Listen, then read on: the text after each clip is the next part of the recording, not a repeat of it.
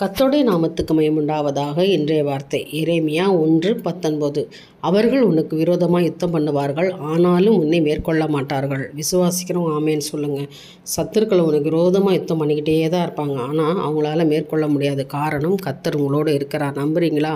ஒரு ஆமேன்னு சொல்லுங்கள். ஆனாலும் உன்னை மேற்கொள்ள மாட்டார்கள். உன்னை எதிர்த்து நிற்க முடியாது, உன்னை அவங்க ஜெயிக்க முடியாது. ஏனென்றால் வெற்றியை இன்றைக்கி கர்த்தர் உனக்கு தான் கொடுத்துருக்காரு. காரணம், உன்னை ரட்சிக்கும்படிக்கு நான் உன்னுடனே இருக்கிறேன் என்று கர்த்தர் சொல்லுகிறார். அல்லேலூயா. உன்னை பாதுகாக்கும்படியாய், உன்னை அவர்கள் கைகளில் நின்று தப்பு வைக்கும்படியாக நான் உன் கூடவே இருக்கிற மகளை, உன்னோடு இருக்கிற மகனே என்று கர்த்தர் சொல்கிறார். நம்புறீங்களா? ஒரு ஆமேன்னு சொல்லுங்கள். இன்றைய தினம் சத்துருக்கிட்டேருந்து உங்களை மீட்டு கர்த்தர் பாதுகாக்கிறதை அவர்கள் மேற்கொள்ள முடியாது. எந்த சத்துருவும் இன்றைக்கி போராடி கொண்டிருக்கிறீங்க. நிறைய பேர் இன்றைக்கி போராட்டம், எல்லா மனுஷனுடைய போராட்டத்திலேருந்து கர்த்தர் விடுதலை கொடுக்க போகிறார். பணம் என்ற போராட்டம், வியாதி என்ற போராட்டம், இல்லை உபத்திரவம் என்ற போராட்டம், எல்லாவற்றிலும் கர்த்தர் விடுதலை கொடுப்பார். மேற்கொள்ள மாட்டார்கள்.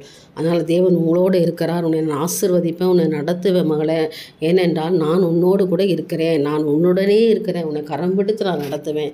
இன்றைய தினத்தில் ஒரு ஆசீர்வாதத்தை, ஒரு அதிசயத்தை நான் உனக்கு செய்வேன். நம்புங்க, ஆசீர்வாதத்தை பெற்றுக்கொள்ளுங்க. என் தேவனுக்கே மகிமை உண்டாகட்டும். ஆமேன்.